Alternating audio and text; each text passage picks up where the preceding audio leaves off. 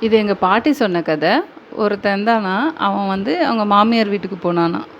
மாமியாரோ மாப்பிள்ளை வந்திருக்காருன்னு சொல்லிட்டு, எல்லா வகை சாப்பாடும் செஞ்சு போட்டு, சந்தோஷமா வந்து எல்லாமே செஞ்சு பரிமாறுனாங்களாம். அப்போ வந்து கொழுக்கட்டை செஞ்சு வச்சாங்களாம்.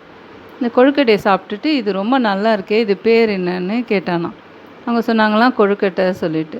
சரி சாப்பிட்டு முடிச்சுட்டு, அவனும் கிளம்பிட்டானாம் வீட்டுக்கு. மனைவிய பார்க்கறதுக்கு வீட்டுக்கு கிளம்பிட்டானாம். அப்போ வந்து வர வழியில வந்து நம்ம வீட்டுக்கு போனோன்னே, நம்ம மனைவிக்கிட்ட கேட்டு, இந்த கொழுக்கட்டை செஞ்சு சாப்பிட்ணும்னு நெனச்சுக்கிட்டே போனானாம். பேர் மறந்துற போது சொல்லிட்டு, கொழுக்கட்டை கொழுக்கட்டைன்னு சொல்லிக்கிட்டே போனானா ஃபுல்லா. அப்போ போகிற வழியில ஒரு கால்வாய் வந்துச்சாம். கால்வாய் வந்தோடனே, அங்கே ஒருத்தன் என்ன பண்ணான்னா, அந்த கால்வாயை தாண்டும்போது அத்திரி பெச்சா சொல்லி தாண்டுனானாம். உடனே இவன் என்ன பண்ணான்னா, இவனுக்கு கொழுக்கட்டைன்றது மறந்து போயிட்டு, அத்திரி பெச்சான்ட்டு பிடிச்சிக்கிட்டானாம்.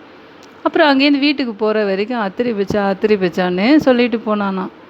சொல்லிட்டு போனோடனே மனைவியை பார்த்துட்டு, "எனக்கு வந்து அத்திரி பெச்சா செஞ்சு கொடு" சொன்னானாம். உடனே அத்திரி பெச்சான்னா என்ன அதுன்னு சொல்லிட்டு அவங்க மனைவி கேட்டாலாம். "இல்லை இல்லை அவங்க அம்மாவுக்கு செய்ய தெரியுதுன்னா உனக்கும் செய்ய தெரியும்" சொல்லிட்டு அத்திரி பெச்சா செஞ்சு கொடுன்னு ஒரே தொந்தரவாக ஒரே சண்டை பெருசாகிடுச்சான். பெருசாக சண்டை ஆகிட்டோடனே அவங்க மனைவி என்ன பண்ணாலாம், நல்லா அடிச்சிட்டாலாம் இவனை.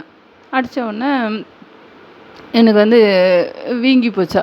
"என்னங்க இந்த மாதிரிலாம் பண்ணுறீங்க? பாருங்கள் எப்படி கொழுக்கட்டை கொழுக்கட்டையாக வீங்கி போச்சு அடித்ததில்" அப்படின்னு சொல்லி சொன்னாலாம். "ஓ அது பேர் கொழுக்கட்டை தான், எனக்கு கொழுக்கட்டை செஞ்சு கொடுன்னு" சொல்லி அப்போ சொன்னானாம் அவன். சரி சொல்லிட்டு அவளும் கொழுக்கட்டை செஞ்சு கொடுத்தாலாம். அப்புறம் அவனும் சாப்பிட்டானான். இதோடு இந்த கதை முடியுது. Thanks friends.